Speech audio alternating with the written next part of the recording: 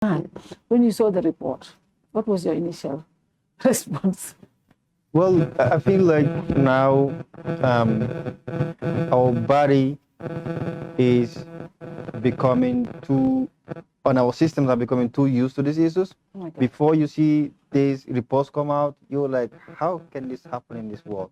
Yeah. But now it happens, you feel like, well, this must have happened. Maybe it just took Mustafa to investigate, but there are so many other corruption cases that are happening. So I feel like corruption has become too prevalent in our society, and to a level, we react to it, we reject it, but the ones that are into it also got used to it to an extent that they guarantee that there's not going to be any accountability. Yeah. So in an environment where there is lack of accountability, the ones that are into corruption, governments kind of create that enabling environment. Governments should provide anti-corruption firewall. Governments should, and so there is justice. Why are these two very important? Is because I mean, Counsel is here as a lawyer. He knows this more than I do. When you ensure that there is justice, you're not making sure justice prevails because of only one person, but also it put deterrent, right? Because if I know that if I commit this crime, I will face the same penalty or worse than what my predecessors have faced, I will not actually get my hands dirty.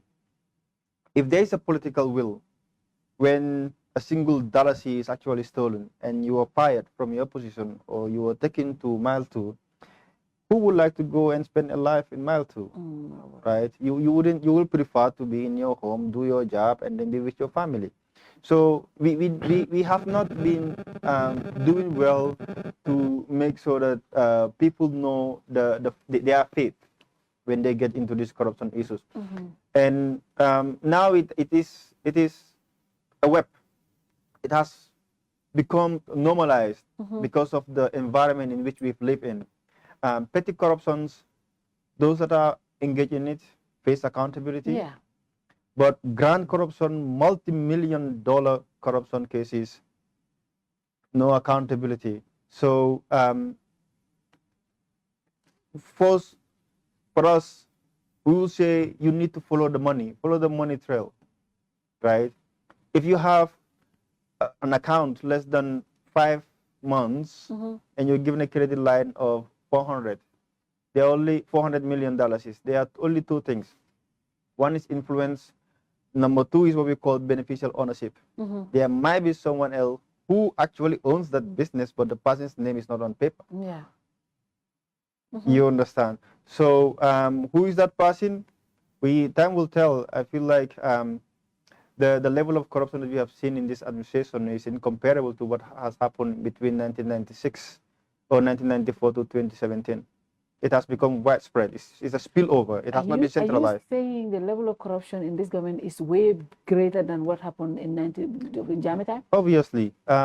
What was discovered by the Janet Commission? It was about $1 billion US dollars. Yeah. That was pilfered. Yeah. By Jammeh and his associates. Yeah.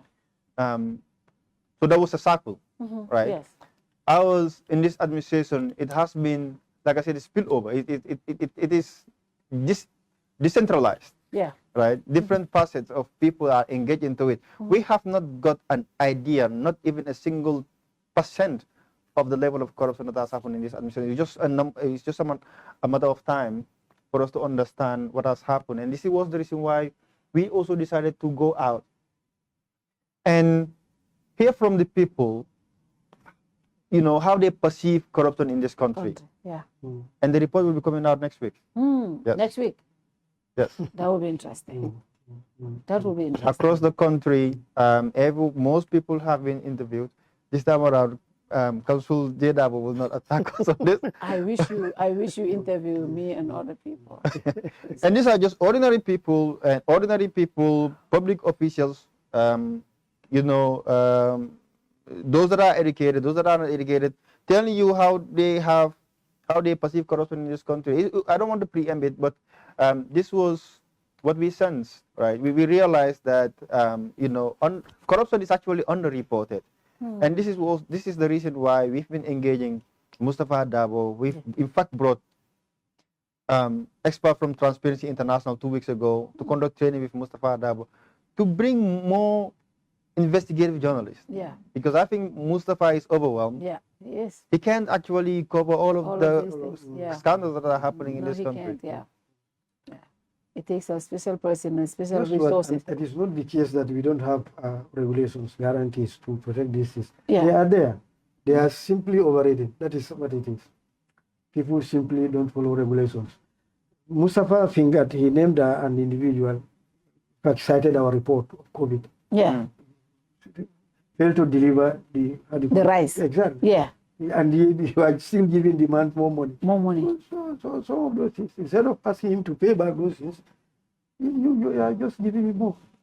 And it's a repetition of what also happened in 2021, because in 2021 there was $700 million that was allocated as COVID-19 relief package. Yes. For the importation of rice, sugar. I mean, these amounts, the contracts we are giving to people who actually don't have any store. Yeah.